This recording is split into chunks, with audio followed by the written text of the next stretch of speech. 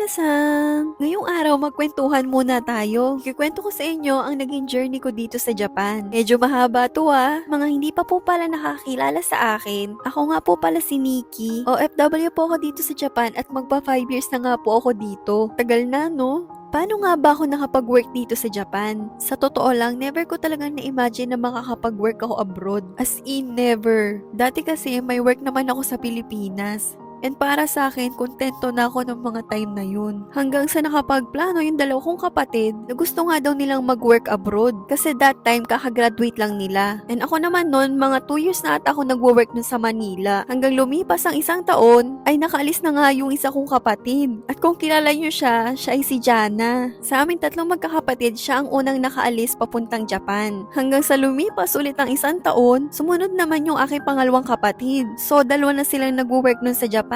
Tas ako, nasa Manila pa rin ako noon, nagwo-work pa rin ako. And happy-happy pa ako sa buhay ko noon. And until one time, nagkayayaan nga kami magkakaibigan na mag-apply din. Yung try-try lang ba? 4 kaming nag-apply noon. Pero sa aming 4, isa lang ang nakuha. Yun na nga ay si Chingu. And lumipas ang ilang buwan, nakaalis na din siya papuntang Japan. And yes, nasa Pilipinas pa rin ako. Pero sinabi ko na sa sarili ko noon, siguro hindi talaga para sa akin ang abroad. Kasi nag-try naman ako pero wala talaga. Baka sa Pilipinas talaga ako nararapat. Hanggang lumipas ulit ang ilang buwan, tuloy pa rin ang buhay ko noon sa Manila. Hanggang sa niyaya ulit ako nung isa kong friend. Balik daw ulit kami dun. Nagdalawang isip pa ako nung time na yun Kasi okay na ako nun Parang sabi ko, sige, yain na dito na ako tatanda. Sabi ko pa sa kanya, sige, sasamahan lang kita. Sabi pa niya sa akin, wala naman daw mawawala sa akin, try daw ulit namin. Tapos alam nyo, yung mismong araw na yun, nag-message din sa akin yung agency at pinapabalik din ako doon. Laka. Di bumalik kaming dalawa. Ang available na category nung time na yon ay building cleaner. Syempre, go ka lang ng go kahit ano pa yan. Hanggang sa natapos ang medical naming dalawa ng friend ko, and ako lang sa amin yung naging fit to work. Hindi na sana ako tutuloy nun. Sabi ng friend ko, diretsyon ko na nga daw hanggang interview. Hanggang sa dumating yung araw ng interview. 20 kaming in-interview nun at 2 lang yung kukunin. Alam nyo, never kong inimagine na sa 2 yon ako yung isa. Tapos nung tinawag yung number ko, hindi talaga nag-sink in sa akin. Ako ba talaga?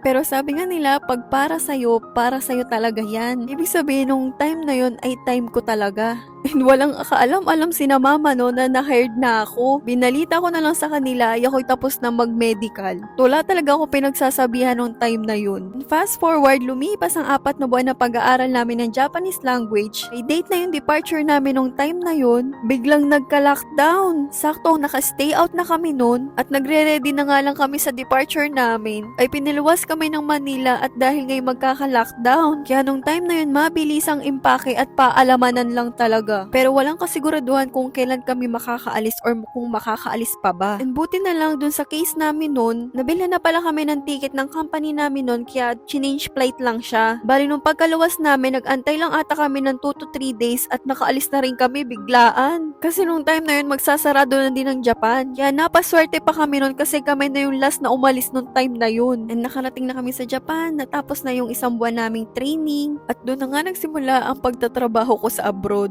Hanggang sa lumipas ang 1 taon, yung nakakatakutan ko mangyari ay nangyari nga. Dahil nung time na yun ay COVID pa nga, tinamaan ng COVID ang mama at papa ko. Tandang-tanda ko pa nung time na yun, rest day ako. At ako'y nagtataka bakit hindi sumasagot sina mama sa tawag. Sa tuwing tumatawag kami, lagi silang nasagot. Hanggang natapos na yung maghapon, hindi ko pa rin natatawagan sina mama. Kinonta ko na nga yung pinsan ko at baka kung ano nang nangyayari. Yun pala, sina mama ay nasa ospital na at nag-positive na pala silang 2 sa COVID. Alalang-alala kami noon at wala naman silang kasama sa bahay. Kami nga 3 magkakapatid ay lahat nasa abroad. Tas na-confine na nga si Papa noon sa ospital. Tas si Mama nakaka-recover na noon. Kaya si Mama talaga noon na nag-aalaga kay Papa. And alam nyo, noong time na yun, kahit alalang-alala kami, wala kaming magawa kasi malayo kami. Tas kahit sobrang dami na naming iniisip nung time na yun, kailangan pa rin namin pumasok sa trabaho. Lutang na lutang ako lagi noon habang nagtatrabaho. And may time pa noon habang nagtatrabaho, iyak lang ako ng iyak. Kahit makita ko na mga katrabaho ko, wala na akong pakialam. Yun na ata yung pinakamatagal na 2 weeks ng buhay ko.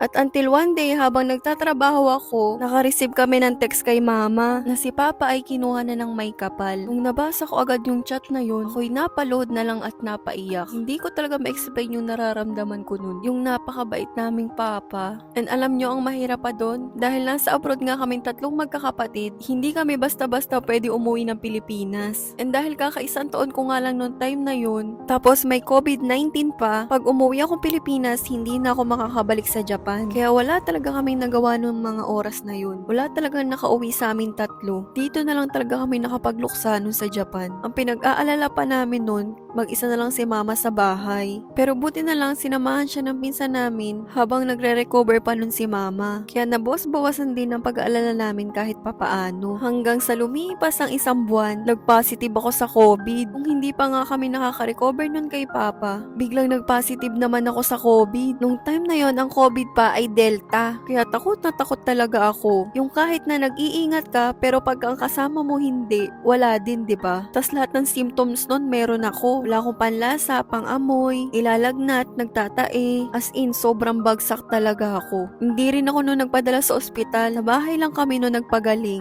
Alam nyo, nung time na yun, nakala ko talaga mamamatay na ako. Kasi sobra talaga akong nahirapan nun. Hanggang isang gabi, nagdasal na lang ako nung kay Lord. Tapos napanaginipan ko pa nun si Papa. Tas akala ko kukunin niya na ako. Pero alam nyo, pagkagising ko nung umaga, gumaan-gaan na yung pakiramdam ko. At unti-unti na ako nakaka-recover nun. Isang buwan din ako nung naka-quarantine sa bahay. Yes po, isang buwan ako nung nagpagaling. And akalain nyo, 3 taon na yung nakakalipas. Sobrang bilis talaga ng panahon. And sobrang dami na din nangyari sa loob ng 3 taong yun. May asawa na yung 2 kapatid. May apo na si mama. Tas ako engaged na. Kaya kayo guys, appreciate every little things. Mahalin nyo lalo ang mga magulang nyo. Kasi hindi nyo alam ang mangyayari kinabukasan. Life is short. Kaya be thankful lagi sa mga nangyayari sa buhay natin. Ay siya, isang hug muna dyan. O siya, hanggang dito na lang muna. That's for today. Thank you for watching. Follow for more. See you in my next vlog. Bye!